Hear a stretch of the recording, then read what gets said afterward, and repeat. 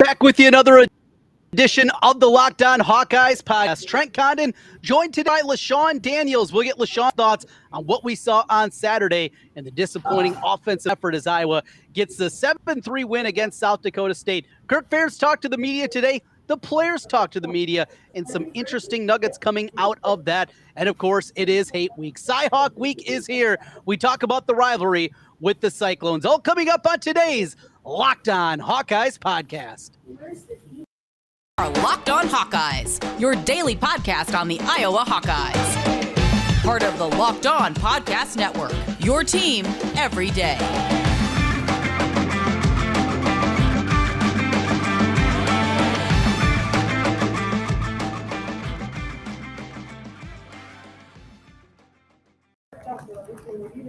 Trent Condon here, LeShun Daniels over there. This is the Locked On Hawkeyes podcast. Thanks for making Locked On Hawkeyes your first listen each and every day. Available wherever you get podcasts, and you can also check us up on YouTube. Just search Locked On Hawkeyes and give us a subscribe. Click over there as we approach the 1,000 mark. I put the goal to get it by the Michigan game, LeShun. If we continue at this pace and if the Iowa offense struggles like this, I think we're going to have a lot of watchers and a lot of listeners. Boy, what a frustrating weekend it was watching that one. 7-3 and no, not on a touchdown. 2 safeties and a field goal. How you feeling? Probably the same way everyone's kind of feeling right now. Not the greatest, but we did come out with the win, which is better than a loss. So that is like the one good part of it, right? And, defensively and special teams wise, we were fantastic. So those are some good things, but outside of that, not the best. It's going back to the offseason, our conversations, LeShun, leading in to the season, we talked about the quarterback position. And the part that, there's a lot of frustrating parts, I think, as you know, and I think our listeners know. But one thing that does get very frustrating to me is we heard it was going to be an open competition, right? That there was going to be a competition. But it never played out in that fashion. From spring football to summer to the offseason to August camp, we all could read between the lines that Spencer Petras was going to win this job, that this was not an open competition. And it's just so surprising to me. And this goes back to even 2 years ago, before 2020, when he was basically handed the starter. That's not how things are done in Iowa football. You know this incredibly well. You played it. You're not just handed things. And now for the third year in a row, it feels like Spencer Petras was just handed this job. That's something that I really struggle to wrap my mind around, how it's played out in this fashion. Yeah, I tend to agree with you a bunch of what you just mentioned, because like the situation that we're in right now, quarterback wise, I mean, it's got to be one of the worst, if not the worst, in college football right now. And to essentially just hand the job over to a guy who, again, I've never met Spencer in person, right? So I can't speak on his character or anything like that. But what I've gotten is that, he's a great guy, does everything right in the building and all that. Like, teammates love him, which is great and fantastic, right? And Coach Ferentz always says that he practices well, right? It's like that's where everything kind of starts, right? You can't earn the starting job, right, if you don't practice well.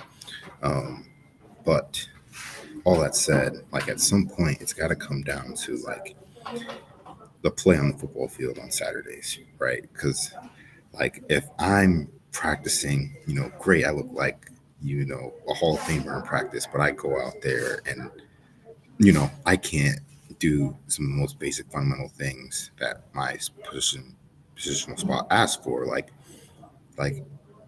I'm hurting my team being out there, and, obviously, like, as a coach and, as a competitor and as a player, like, Spencer's never going to sit out and just be like, I'm not going to play.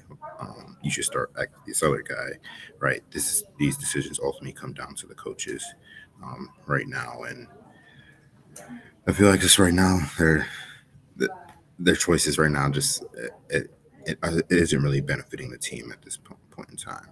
And, I haven't been in the building, right? So it's hard for me to kind of speak on it. I've been in the building before, but right now I'm an outsider, right? I'm a former player, kind of just looking in. But like right now, it's tough to see their vision and kind of how they want to move forward, like with the situation we have now. Now, this is not all on Spencer Petras. There's plenty of blame to go around. He had his struggles Mhm. and struggles that continue to feel like they compound themselves. It's not just a struggle because he's not real athletic. He can't move outside the pocket. It's missing open receivers. It's guys that are wide open, easy throws. I mean, these are junior high level throws, and he's just missing. And he's doing it with lazy mechanics. That's the Tony Rasiopi, his quarterback coach. I mean, get rid of that guy. That guy, I think he's the one that talks about, all right, we got a dovetail left, a drop step right. No, you're throwing the football to slant. I mean, there's too much, it feels like, going on in the mind of Spencer Petras, where he's overthinking every single thing, lazy mechanically, throwing off the back foot. He's not confident, and that confidence, I think, is shattered. You can blame the fans for booing. I think that would hurt anybody's confidence. Brian Ferentz and the play calling, the offensive line is bad. And I do want to go there next with you, LeShun, because you know offensive line and how important it is at Iowa in the scheme to have that line. What did you see up front? They were substituting a bunch of different guys playing new positions that they hadn't before. Mason Richmond hadn't had a chance to practice a whole lot leading into the game as he's coming off an injury. What do you up front and maybe some of the reasons that Spencer Petras did struggle? Yeah, it's kind of some of the same stuff that Spencer has been struggling with, right? I mean, a lot of fundamental work is it's poor. It's not up to the standard that it's been in the past, and what I know for a fact that these guys are capable of, right? Like, we're at a point like right now, on Saturday where we couldn't run. Just again, me watching it from the TV view, right? It looked like we couldn't even run, our base offense. We couldn't run, some of our most basic plays without, having something go wrong, right? Like, obviously, there's going to be times in a football game, especially playing Division I football, where you just lose against another player, right? I mean, those guys, they practice too. They're on scholarship. They're all these different things, right? So obviously, they're trying to compete. They're trying to win reps, but there are times where it's like they're not even, like, the defenders, like the D line of linebackers, like they weren't even doing anything spectacular, getting around blocks or beating blocks, right? It was just bad fundamentals, not keeping a good base, not having good punch, all those different things. And yeah, I get it. Like, a lot of our offensive line, again, it's young, right? I mean, right now our center is a guy who was a defensive lineman, right, who made the switch to offense, right? So obviously there's going to be an adjustment there. But like right now, just fundamentally, I just feel like in general, from pretty much everywhere, kind of on the offensive side of football, right? I just feel like fundamentally, like, the things just that aren't there. They're not there to the level that it's been in the past. When I was in school, right? Like, we didn't have the most spectacular offenses, right, in the Big Ten, right? I mean, everyone knows that. We all saw it. But I mean, like, it wasn't ever really a discussion like of, are these guys going to be able to score a touchdown in the game, right? Or are they going to be able to move the football, right? Like those are things that we were able to do, even if it wasn't consistently. Like, we were able to move the football and at least put up points on the board on Saturdays because we had solid fundamentals. Now, if you want to talk about talent and ability, right, that's a whole other discussion. But right now, I feel like the guys, like, at least in some positions, like, we're not necessarily lacking the talent right now, at least up front, right? Like, right now, it's just like I can't even judge the talent because the fundamentals are all over the place, and it's not producing really at the level that offensive lines have produced in the past. So that's something that's got to get fixed, regardless what happens at the quarterback spot and the rest of the skill positions, right? Like, if we can't block consistently up front and run some of our base offense stuff, like, the rest of the stuff is going to matter because whoever back there is going to be running for their life, whether they're passing the football or handing the ball off. So, All right, LeShun, with that, one other on the offensive line. And obviously, you watch a lot of center play.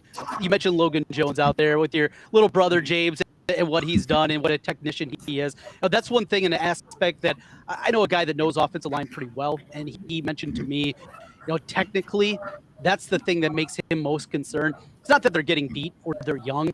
There's a lot of aspects technically that are off. And one thing that jumps to mind, somebody like myself that doesn't know offensive line well, is Logan Jones. It felt like either the snap count was a little bit off, he was slow snapping the ball, something there.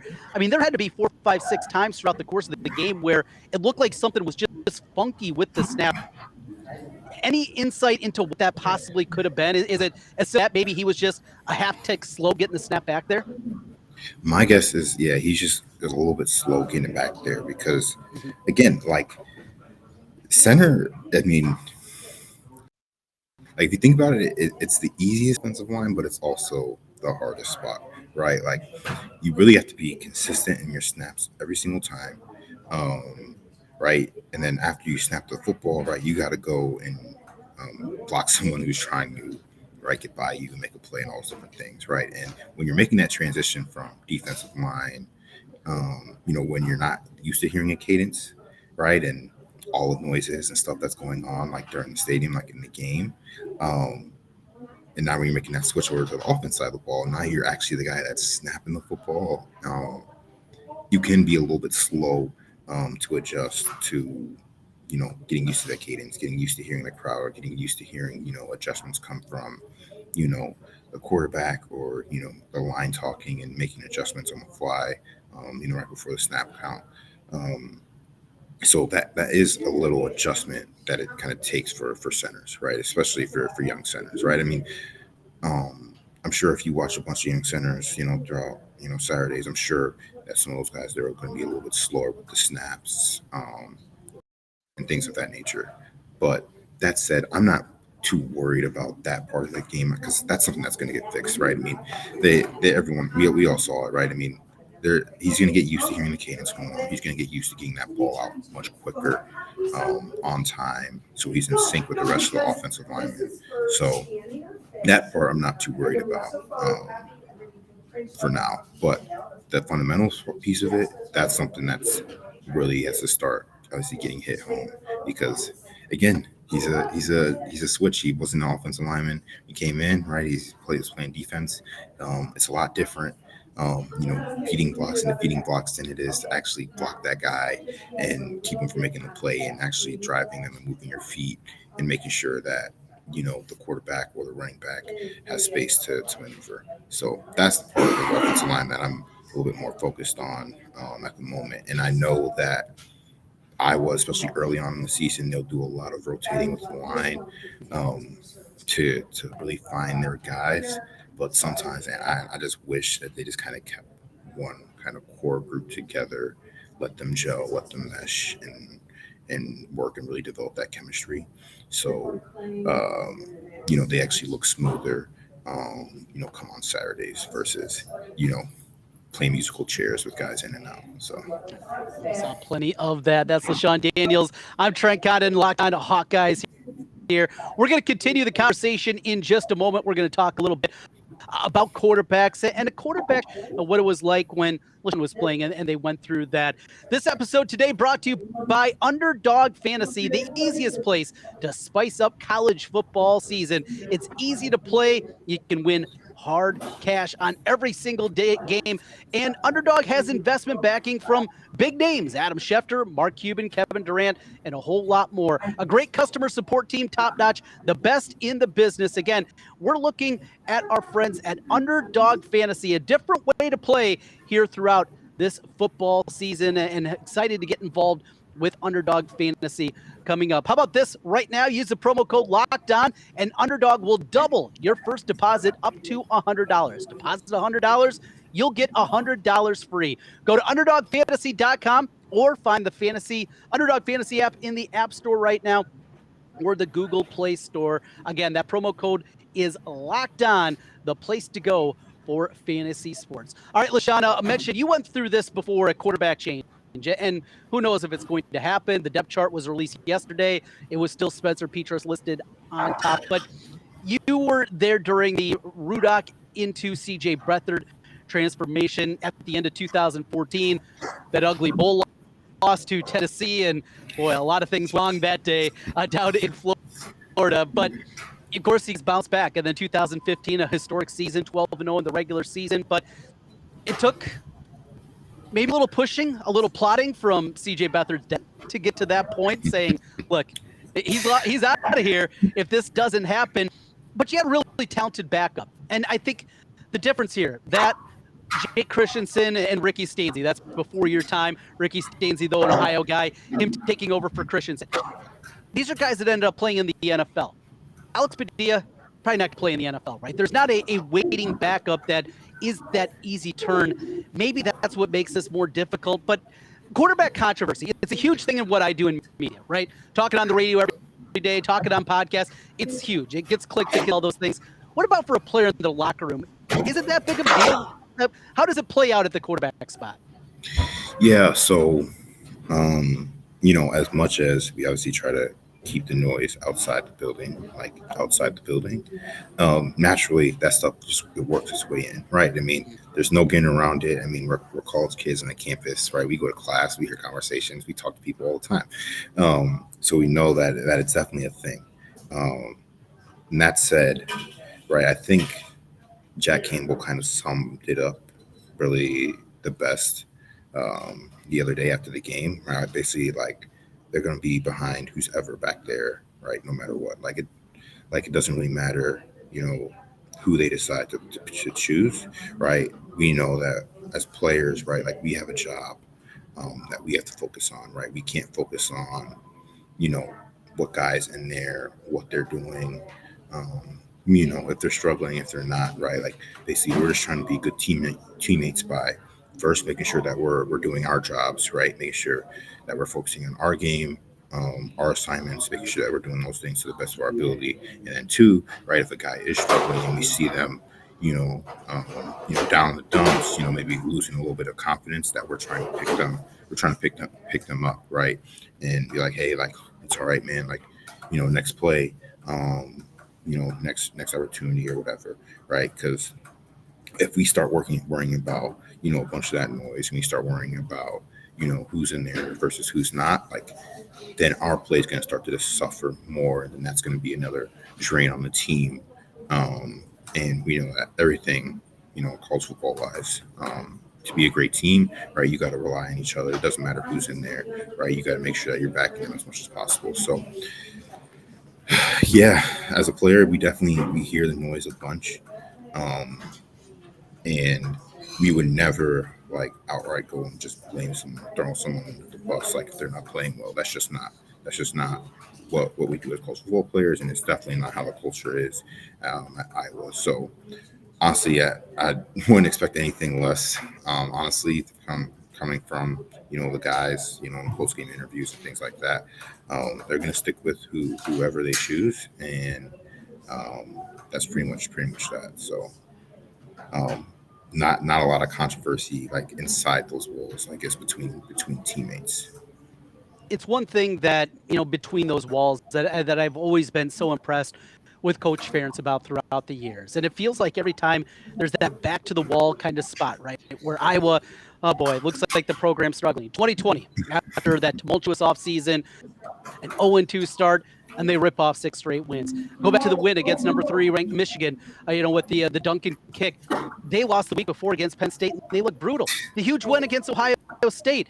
That one of the greatest wins in Iowa history, 52-24 the week before. They looked brutal. The offensive line looked as bad as it's ever looked.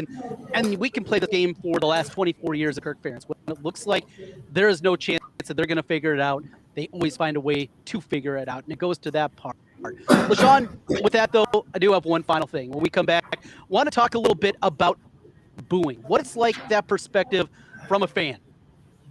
I've been in the crowd. I was in the student section with one of the more famous booing incidents, Iowa, Michigan, in 1999. Yeah, LeShun, I'm an old man. Back my freshman year, and seeing that, actually it was 98, and just how disappointing that was with the big change and hoping that Brad Banks was going to take over the reins, and it was Kyle McCann and the boos that rained down. We'll get your perspective on that as we continue here on the Locked On Hawkeyes podcast. All right, LeShun, final thing, and it is what just mentioned going into the timeout, booing from the fans. They were out in full force. I know I mentioned to you, I've talked about it a lot this summer. I knew that it had a chance to be a very toxic environment inside of Kinnick if it was a bad start from Spencer Petras. I anticipated it. I knew enough people. I know enough season ticket holders. I knew what it was going to look like, and it might even been a little bit worse than I anticipated. Because I didn't think the quarterback play was going to be that bad, and Iowa was going to slow as much as they did offensively. But from a player perspective, when you're hearing that, running out the tunnel at Kinnick's great.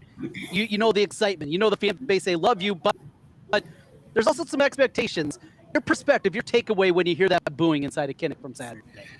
Yeah. So for starters, it tells me, hey, I play for a passionate fan base, right? Like it's a team, it's a bunch of fans. They want to see us be great. They want to see us, win a lot of football games. They want to see us play extremely well, right? That's one thing that you do get from that.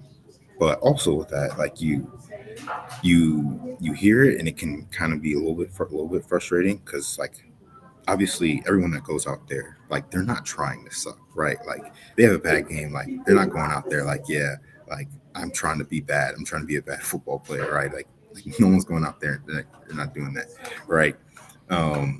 So it can be a little bit frustrating from that piece of it, but then you also remember like, hey, like I am playing big time college football, right? At the end of the day, right? This is something that kind of comes with that territory, right? There's gonna be critics. There's gonna be all these different things. There's gonna be people talking about us, whether it's in the media, it's fans, all different stuff. And as a player, you're trying to manage that as much as possible. Even when I was playing, heck, I would have a good game and people still want less of me. Like it's something that kind of comes with the territory of playing big time college football. And I feel like it's not. I feel like the booing, and correct me if I'm wrong, isn't necessarily directly kind of just pointed at Spencer, right? Like obviously, Right. they're frustrated at Spencer, but they understand like, hey, he's a college athlete, right? He's not the one, like I said, he's not going out there, he's not trying to suck, right? I feel like it's more something that's going, towards the coaches and kind of their decision to continue to put him out there when the success just isn't there, right? So you understand that, you get where that's coming from, and yeah, it can be a little bit frustrating, but as a player, like, hey, I'm playing big time college football. This is something that kind of comes with the territory. It sucks, but I know that, hey, if I start playing better, right, those boos turn to cheers pretty fast, right? So, again, I know like a bunch of the boos are not directed outright to Spencer, right? It's a bunch on the coaches, right? Because again, they're the one that's making those decisions to put him out there. And if at some point I feel like a change is going to have to be made, right? Or it's just going to continue to, like, those boos are just going to get louder and louder, and it's really going to be deafening at some point where it's going to feel like we're like the away team, right? Like if Alabama and Nick Saban can make a quarterback change at halftime of a national championship game, like there's no reason why, it couldn't happen, here at Iowa. Granted, obviously we don't have a Jalen Hurts or a Tua Tagovailoa, back in the quarterback room. But still, like, there's going to need to be some type of jolt, some type of energy, from that quarterback spot. Or again, I feel like those boos are going to continue to get louder and louder, especially, this weekend, with the Cy Trophy, right, where it's going to be crazy. It's going to be electric, right? We know it's a rivalry game, and, go out there, we start struggling, like, it's got potential to get ugly, and even raises the potential of us even losing that football game. So that's kind of where I'm at with the boos. Like, I understand it. It's very, very frustrating though as a player, but we get it. Like, hey, we're playing big time college football. This isn't high school. We're not playing at a MAC school, right? We're playing Power 5 football in the Big Ten. So something that comes with the territory. Well, with that, you're right, LeShun. I think a chance to get very ugly if the quarterback play continues to struggle, if the offense as a whole continues to struggle, and we don't see a change. And Iowa's down 17-3 to Iowa State and staring at the loss for the first time since 2014 to the Cyclones. it's going to be ugly inside of Kinnick. Hey, with that, I want to thank you again for making Locked On Hawkeyes your first listen each and every day. How about this for your second listen? It's the Ultimate Pro Football Preview 2022, just a couple of days away from the kickoff of the NFL season. It's an 8-episode extravaganza that'll get you ready. Local team experts across the network, plus a betting angle from Lee Sterling of Locked On Bets, all combining into one ultimate NFL preview. Just search Ultimate Pro Football Preview 2022 on your Odyssey app, YouTube, or wherever you get podcasts. LeShun, back at it on Friday. We'll talk to you then, and we'll bring some positive vibes. We'll also talk about the rivalry and get into that, but positivity. We're going to try to turn the page. It's been a chance to little bit of the anger out, and we'll be back on Friday. We'll be a little more positive on that. How's that sound? Mm-hmm. Yeah, I think we could definitely use a change of pace for sure. We'll do that. We'll make our picks still a couple more days. I'll be solo tomorrow. Thursday edition, my buddy Jace, he'll stop by, all here on the Locked On Hawkeyes podcast. Thanks for listening again. And make sure to click that subscribe button on YouTube, Locked On Hawkeyes. Back at it tomorrow. Thanks, everybody, out watching. This has been the Locked On Hawkeyes podcast.